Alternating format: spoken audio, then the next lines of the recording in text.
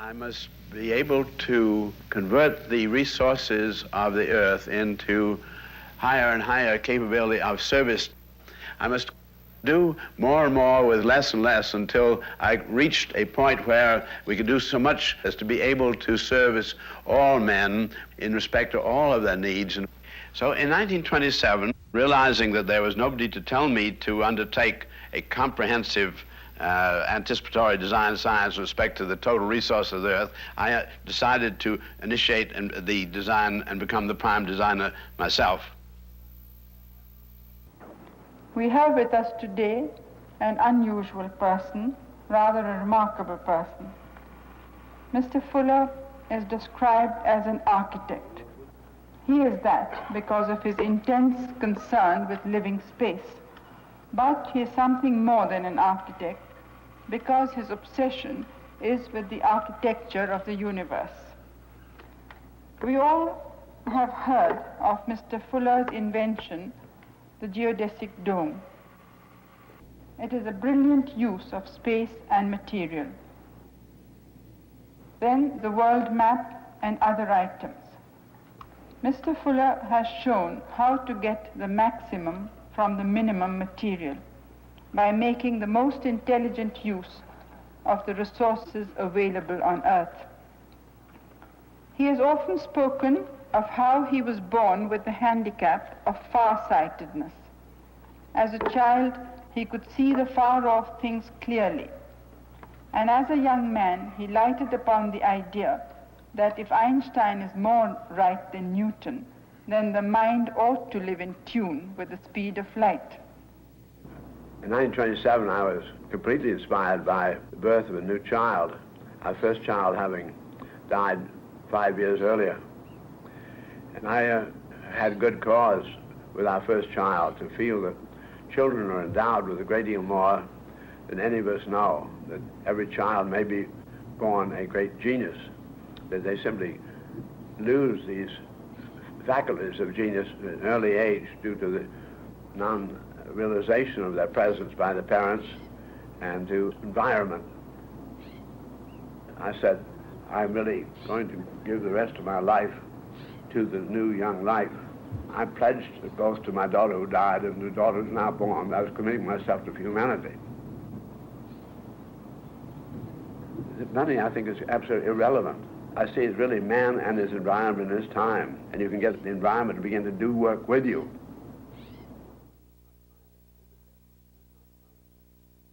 I'm not trying to imitate nature, I'm trying to find the principles she's using.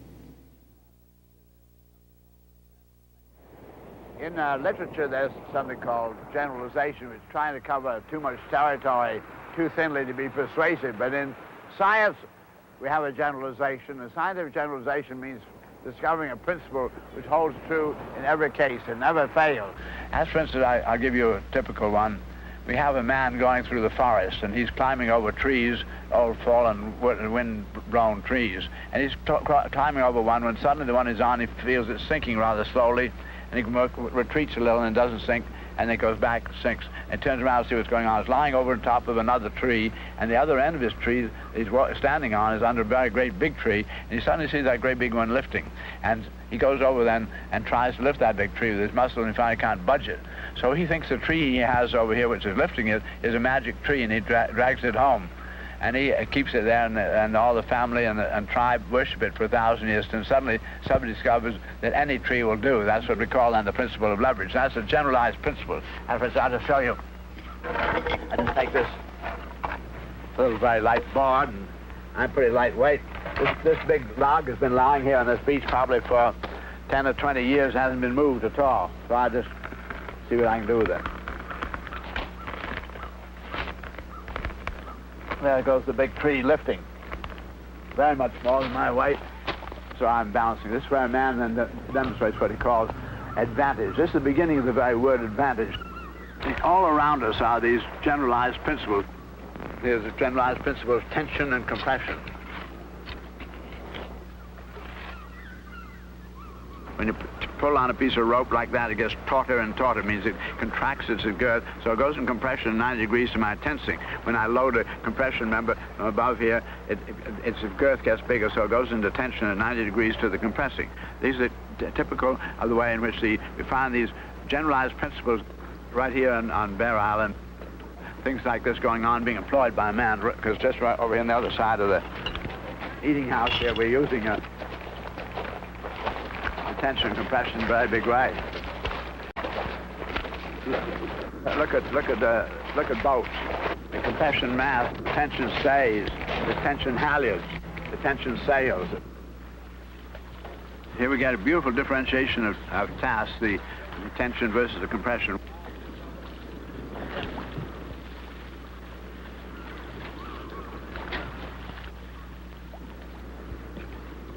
All around you, it looks kind of tumultuous and jumbled up. You begin to discover order is always operating.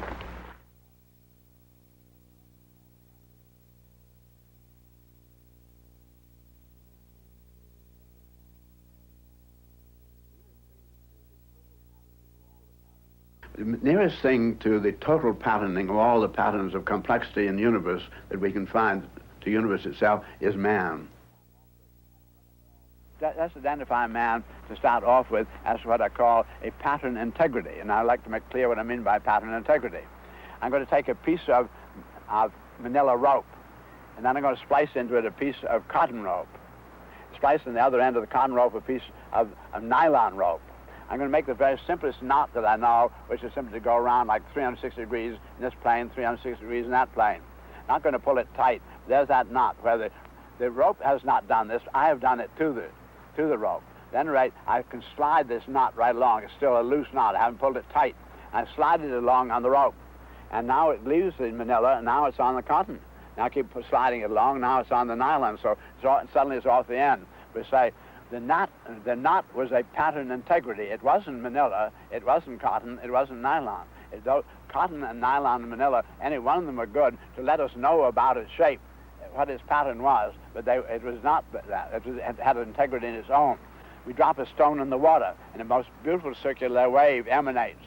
And I then try it in milk, and it works as well. I try in kerosene, so I discover that wave is a pattern integrity. And then the next thing that I try is say, I'd like to know about that wave apparently isn't just water, and it isn't milk, and so then I try sprinkling sawdust all over the water.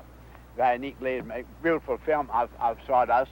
Then I drop one piece of red popcorn on it, and I put a transit and a moving picture camera very carefully aimed at that red popcorn. We drop the stone over here in the water, and the yellow sawdust makes a wave, and suddenly the red popcorn goes out from the center of the earth, into the center of the earth, comes right back where it was. They simply went in and out towards the center of the earth to accommodate the wave, to let it go by, just as a piece of rope accommodated the knot sliding along on it.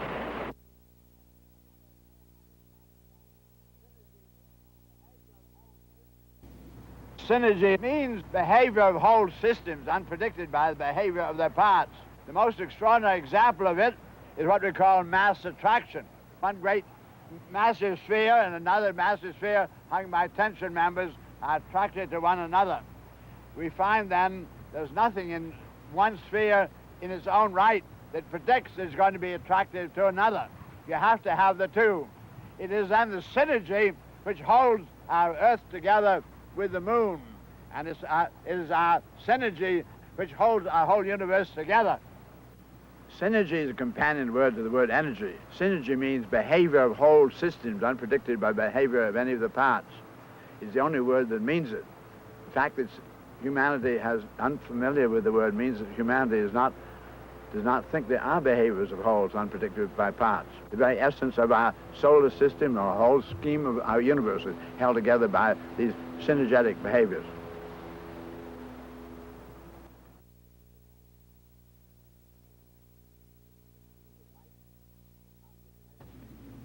The speed of light had not been measured till we came into this century. And with the measurement, and nobody even supposed that light had a speed. Therefore, all of the scientists before our century, looking at the stars, assumed that every star was always right there. We had what we call instant universe, which was a complete misapprehension. If we had instant universe, universe was in a sense a thing, a static. With Einstein's paying great attention to Michelson-Morley's experiment, which demonstrated the light does have speed. It takes 8 minutes for light to get to us from the sun. It takes us light 2.5 years to get to us from the next nearest star. That you're looking at one star out here at night, and it's a live show taking place 30,000 years ago. The light's just getting here this second. Right next to it is a star, a live show 3,000 years ago. Right next to it is a live show 20 years ago. Einstein said quite clearly, our universe is an aggregate of non-simultaneous and only partially overlapping events. Each one of these is transforming. Some of those stars are not even there anymore. He said a scenario. Universe is a scenario. As, for instance, we have a man who's born, and then he gets to be a father, and he has his children and grandchildren, and then he dies. They go on. But looking at the sky here, we're still seeing grandfather. So we're getting really the scenario report to us in an odd manner, very disorderly way. But universe is scenario. Now, that is just of this century that we think that way, and society is not yet thinking that way. We also then, in view of the entropy, Einstein said, I see that this child is growing up and getting bigger. Therefore, I don't think, as the scientists had been thinking up to then, that energies were always, the universe is running down. He said, I think when the energy leaves this local system, it is taken on by another system.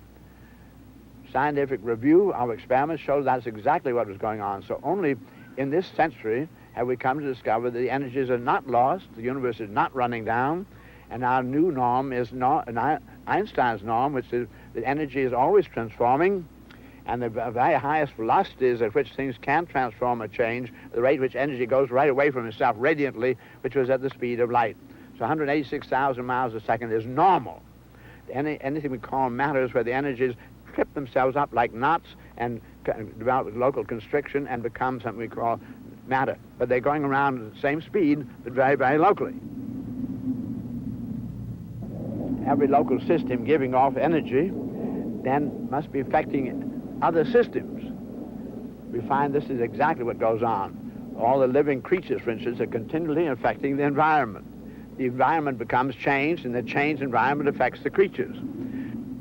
This is the way in which the universe is evolving. Therefore, change is constant and change is normal. It's only since Einstein that change has become normal.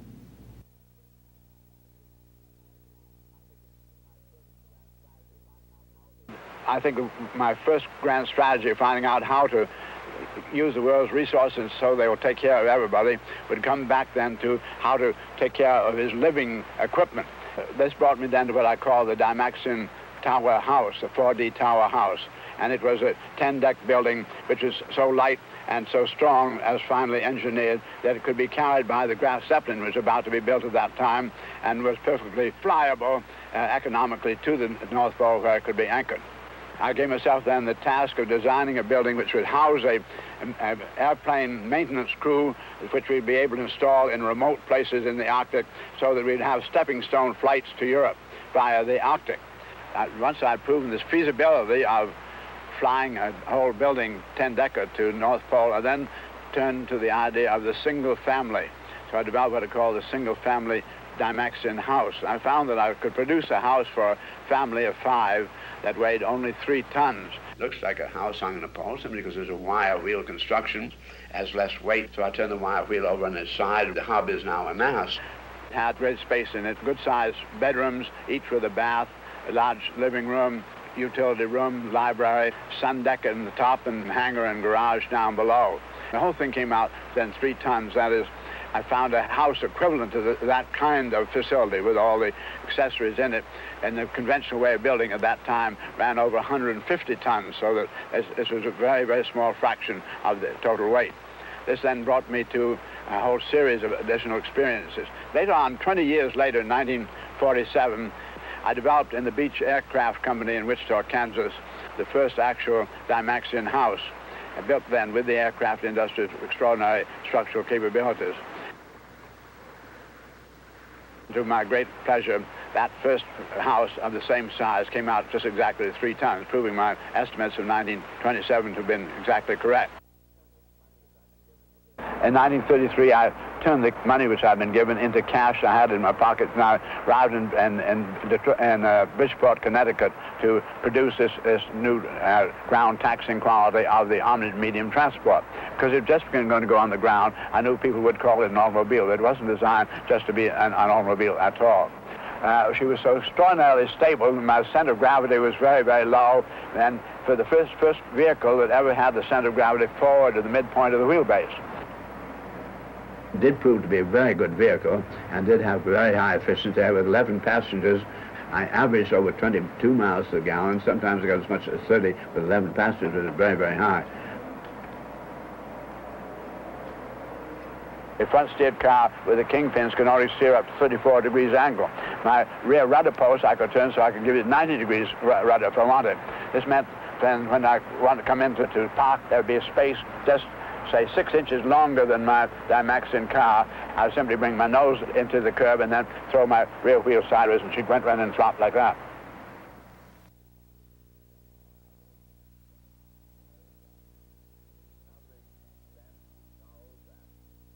Now that we then know that time is measured by cycles and lines are so many cycles long, we begin to think about patterns in a very mutable kind of a way. As for instance, I got here a necklace. It's a necklace because I can drape it over my shoulders. It's drapable. And the reason it's drapable is that the angles are all varying. The lines, which are such and such a length, because let's say one of these lines here is so many frequencies long, so many heartbeats you get from here to there. Each one of those lines is staying the same. The lines are not changing, so what is changing here is the angles. I'm going to take out one of the necklace strands. Let that go out. So she's still nice and flexible, and she can still drape it over me. Now I'm going to take out one more of those. And it still is flexible. You and I tend to call what we have left here at the present time a square. But it really isn't a square, because it distorts in diamond, it can drape over my, it's a necklace that can hang over my shoulders like that, completely flexible that way. It can fold up into just look like one. I'm going to take out one more bead out of that necklace. And suddenly, a very extraordinary thing happens. No longer is it flexible. For the first and only time, I can put it on my head here, but it doesn't flex or drape at all. The angles won't change. This is what we call a triangle. Now, this triangle, if I were to take out one more, there wouldn't be any area at all. So I have a limit condition where I've gone down to where it suddenly stops flexing, which means that the angles don't change anymore. We knew the lines weren't changing at all. So it was all an angle. So triangle turns out to be what we'll call structure. Let's take one pair of these sides. They're like levers, and if you have a pair of scissors or pliers, you know, the further you come out here, the more work you can do. You have more leverage advantage. So we come to the very ends of these levers, and then we put another push-pull member in here, and it stabilizes the opposite angle. So a triangle is a pattern where each side stabilizes the opposite angle with minimum effort. What we call then a structure in our universe is a complex of energy events which are inter-self-stabilizing. And the triangle is the only inter-self-stabilizing set of complex of events. So triangle is structure.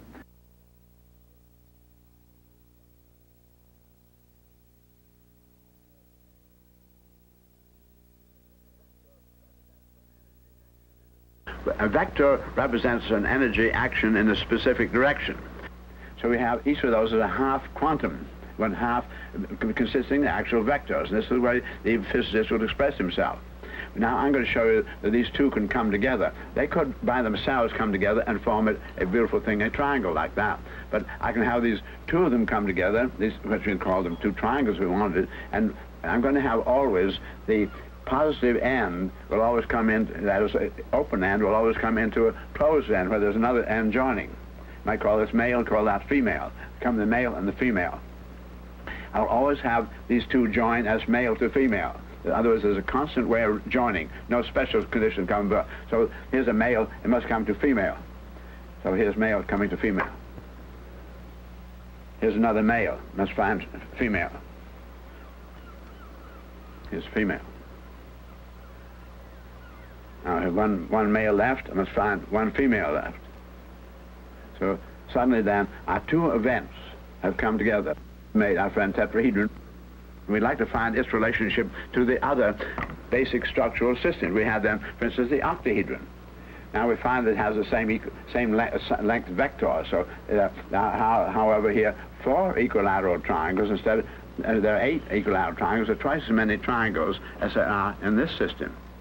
We had one more basic structural system in the universe, and that was the icosahedron. Icosa with this 20, icosa meaning Greek for 20, and here is the icosahedron. There are only 3 basic structural systems in the universe, so this is the one that gives me the most volume with the least structure. This is the one that gives me the sharpest, the greatest strength, because these 3 legs, like any tripod, are much more vigorous in their support. As they begin to flatten out like that, like your own legs spreading out, get weaker and weaker. So here the legs were out very flat, and it is not anywhere nearly as strong. But it still is strong because it is triangle, our basic structure.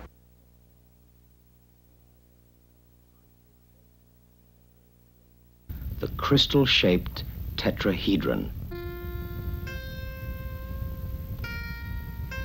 His dome at Woods Hole, Massachusetts, seems to create itself out of this new mathematics. Lines of force reach out into the spherical continuum of the air-ocean to embrace the form that will do the most with the least. More mind, less matter. The dome rises with the controlled simplicity of a natural event.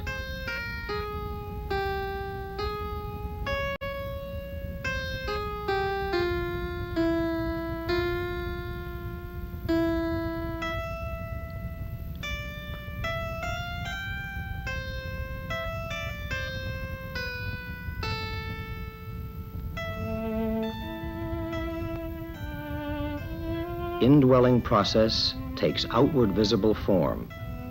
A house or a radiolarium, a spider's web or a star. In Detroit, Michigan, his dome for the Ford Rotunda. The basic unit is an aircraft aluminum alloy strut, 3 feet long, weighs only 5 ounces. 19,680 of them make up this 93-foot clear span dome. The dialogue between tetrahedron and evolving sphere work in a union of opposites, a motion of push and pull, nature's breathing and regenerative process.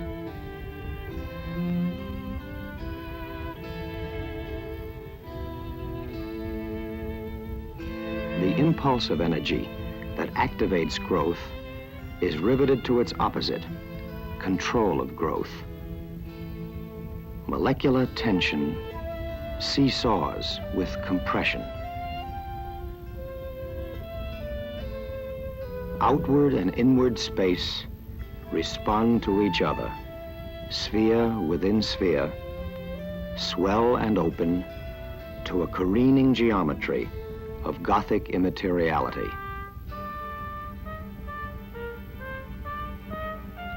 The International Trade Fair dome at Tokyo rises as of itself.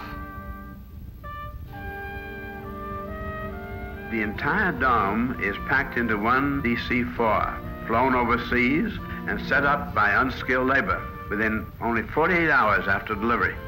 The aluminum grid frame is dressed in white sailcloth.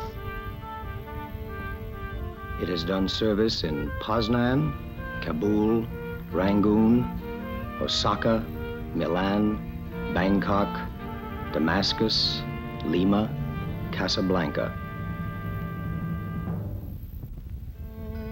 Now, skin and bones are blended, impressed into aluminum pans. Manufactured in Oakland, California, the 145-foot Kaiser Dome was erected in Honolulu in 22 hours.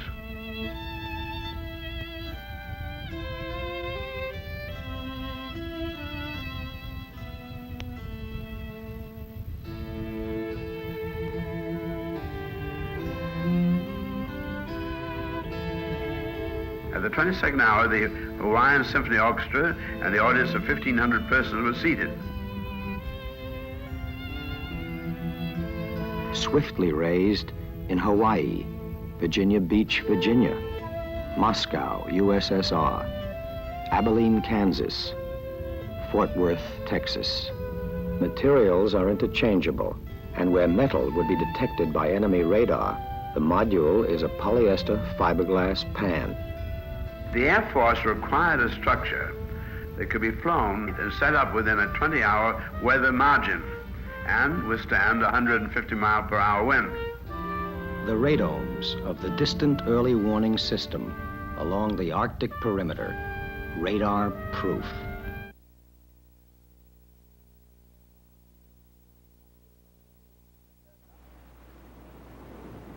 The number of people who are now talking about roofs over cities is very, very large. It's now getting to be accepted logic in the bigger planning and so forth. It's getting into the lingo. And it's the Garden of Eden. It's very small compared to talking about cities, but it certainly opens up the thoughts about such larger undertakings. Every time you double the size of a dome, your energy conservation goes up very rapidly. We get something the size of a city, and the energy conservation will be such that the enormous kinds of problems they're having today about heat control and with air conditioning and enormous energy power would be reduced to almost negligible. And the dome on the city size, you just would not be aware of the grid at all. It would just be not quite as bright.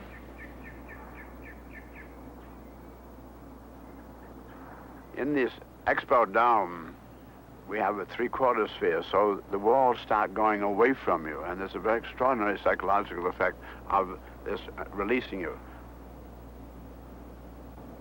Inside, suddenly realize that the walls really are not there. There is something that's keeping the rain away from you. It's like an umbrella above you. You don't feel shut in.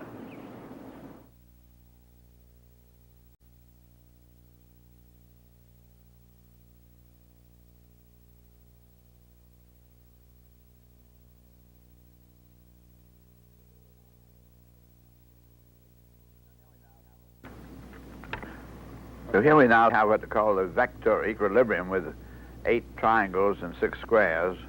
I'm going to articulate it. I'm going to take this top triangle, and it must be lowered towards the triangle on the table, and the triangle on the table mustn't twist, and the triangle up here mustn't. Just simply lower towards it.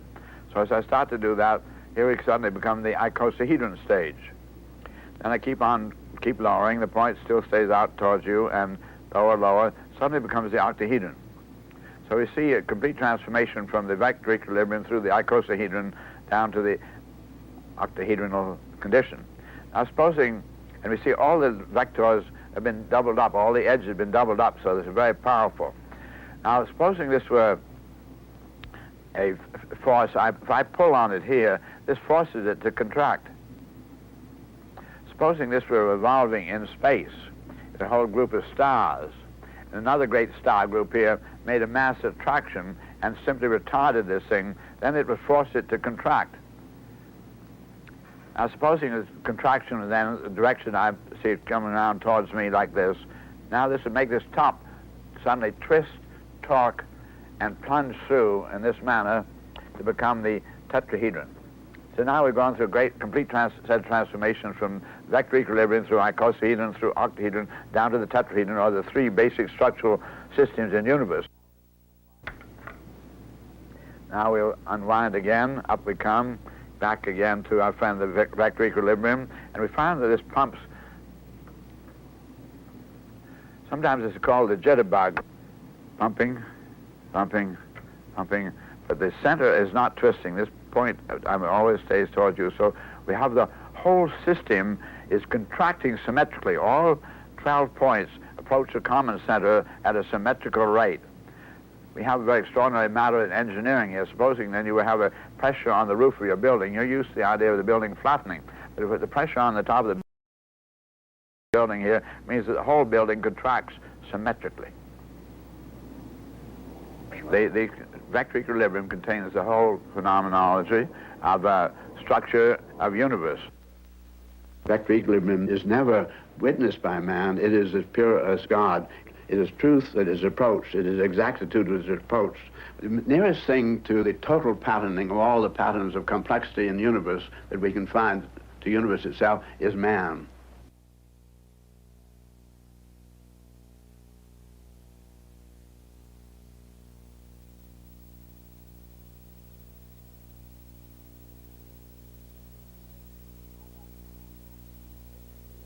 Now that I'm sitting here at 83 years of age, thinking back how 52 years ago I committed myself to spend the rest of my life trying to develop environment controls for humanity, but you did give them the most possible advantage with the least cost. Then I think about all the different kinds of structures we've tried out, coming really great simplicity of this one. At any rate, here I suddenly realized that we're doing a very, very great deal with very, very little. The dream is really coming true.